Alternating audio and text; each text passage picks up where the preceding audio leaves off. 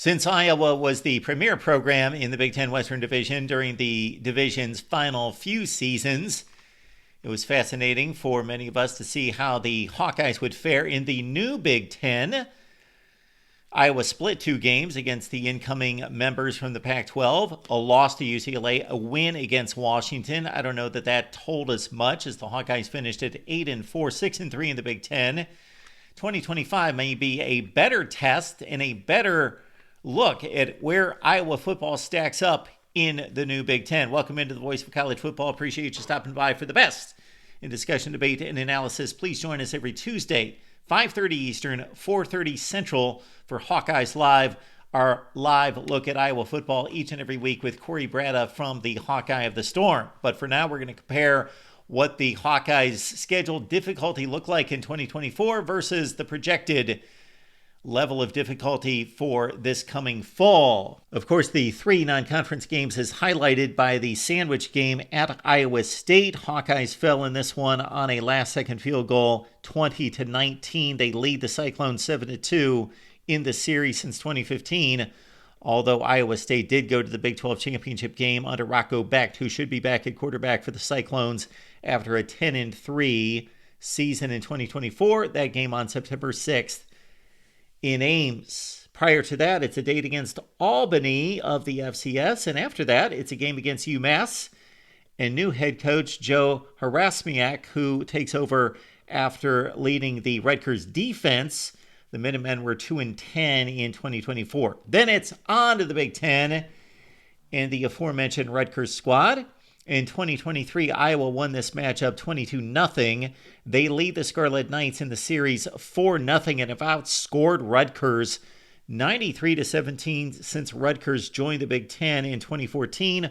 Although the Scarlet Knights have rarely been as good as they were in 2024 at 7-5. Then on September 27th, it's a date against Indiana in Iowa City, and we know what the Hoosiers accomplished here in 2024 historically under Curt Cignetti, going to the college football playoff at 11-1. The last time Iowa and Indiana got together, the Hawkeyes won it 34-6 in 2021. Then a date against one of the protected opponents, October 11th, after a bye week, going to Wisconsin. Of course, the Hawkeyes have had the better of this series recently with a 3-game winning streak and a 42-10 demolition to the Badgers last season, the biggest win for Iowa over Wisconsin since 1968. The Hawkeyes had lost 4 consecutive games to the Badgers before the current 3-game winning streak. And then a date against Penn State in the midst of a difficult stretch here, going from late September against Indiana and then into November against USC. This date against Penn State, of course, the Hawkeyes lost it 31-0 in 2023 at Happy Valley, but they've got a home date against the Nittany Lions, of course, college football playoff team in 2024, and Iowa won that last meeting in Iowa City 23-20. Iowa once again owns the Floyd of Rosedale, the trophy given to the winner in this series with Minnesota, and they have owned PJ Fleck, 7 wins in 8 meetings. This game on October 25th back in Iowa City. Oregon, Iowa in Iowa City. This is going to be a heck of a matchup.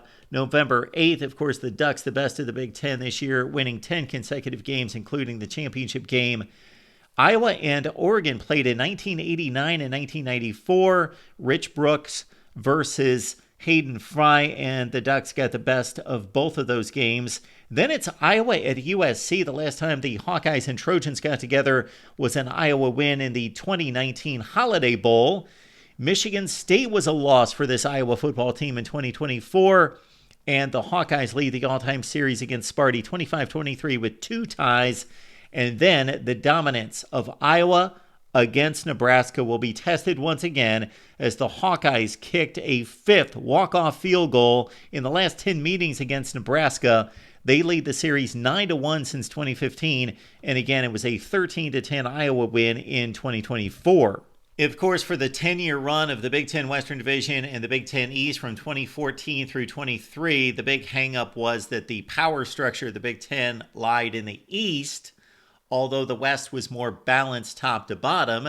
So for the Western Division teams, of course, they would play the 6 games against each other, 3 teams from the East, and it was certainly impactful on the results of the season in terms of who you drew from the Big Ten Eastern Division, but it was a 6-3 ratio that for Iowa football here in 2025 turns into this. 4 teams from the old Big Ten Eastern Division, 3 from the West, and 2 coming in from the Pac-12. Now, the teams that Iowa will play in 2025 that they already faced in 24, the 3 protected games, Minnesota, Wisconsin, and Nebraska, and also a date against Michigan State. And again, Iowa was upset in East Lansing. They've got the game in Iowa City this year. Those 4 schools went 14-22 this past season in the Big Ten.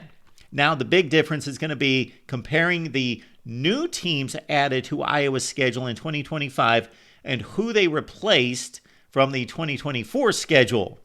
Last season's schedule in the Big Ten was, of course, highlighted by a trip to Columbus against Ohio State. Hawkeyes lost at 35-7. They also played Washington, UCLA, Northwestern, and Maryland. They won 3 of those 5 games against teams that only went 17-28 in the Big Ten.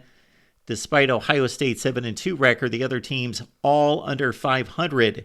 Replace those 5 opponents with Oregon, Penn State, Indiana. Will they go 8-1 again? Rutgers and USC. These teams won 33 of 45 games in the Big Ten. And again, you can't expect Indiana's going to keep up an 8-1 pace. However, USC could certainly fare better than 4-5 in the Big Ten. So it's definitely an upgrade for Iowa going from 2024 to 25 and a much more challenging conference schedule.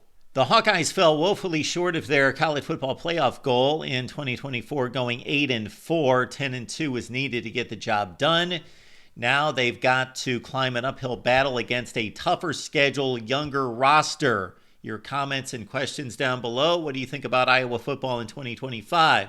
Again, join us every Tuesday at 5:30 Eastern, 4:30 Central with Corey Bratta from the Hawkeye of the Storm, talking Iowa football live with you every Tuesday. We'll see you then.